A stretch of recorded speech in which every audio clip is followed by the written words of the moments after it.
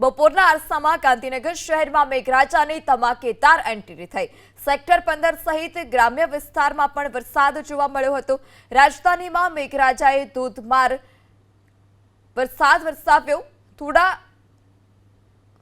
સમય પહેલા વરસાદનું જે જોર હતું તે ઘટી ગયું હતું, પરંતુ ફરી એક વખત વરસાદે રફતાર પકડી છે। ગાંધીનગરમાં ઠંડક પણ પ્રસરી હતી। રોડ પરથી પાણી પણ વહેતા જોવા મળ્યા। તો ગાંધીનગર શહેરમાં વરસાદ જોવા મળ્યો છે। ગ્રામ્ય વિસ્તારમાં પણ વરસાદ જોવા મળ્યો। શહેરી વિસ્તારની સાથે કલેક્ટર કચેરી, સિવિલ હોસ્પિટલ સહિતના વિસ્તારમાં પણ જે વરસાદ હતો તે જોવા મળ્યો હતો। આ સાથે જ પથિકાશ્રમ આસપાસના વિસ્તારમાં પણ વરસાદ।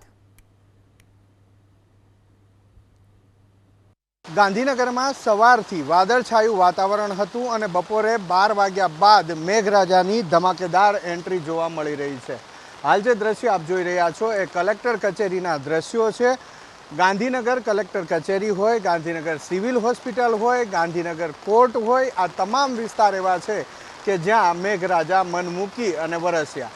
દ્રશ્ય પણ સ્પષ્ટ કરે છે કે મેઘરાજા આજે ગુજરાતની રાજધાની ગાંધીનગર વાસીઓ ઉપર મહેરબાન થયા છે અને તેમની આ મહેરબાની સીધી જ દ્રશ્યો ઉપરથી સ્પષ્ટ થાય છે।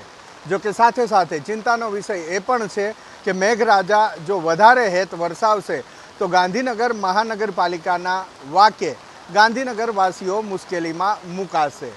2 દિવસ પહેલાં વરસાદ આવ્યો હતો ત્યારે સેક્ટર 4, સેક્ટર 5ના રોડ રસ્તા બેસી ગયા હતા અને અનેક વાહનો તેમાં ફસાયા હતા।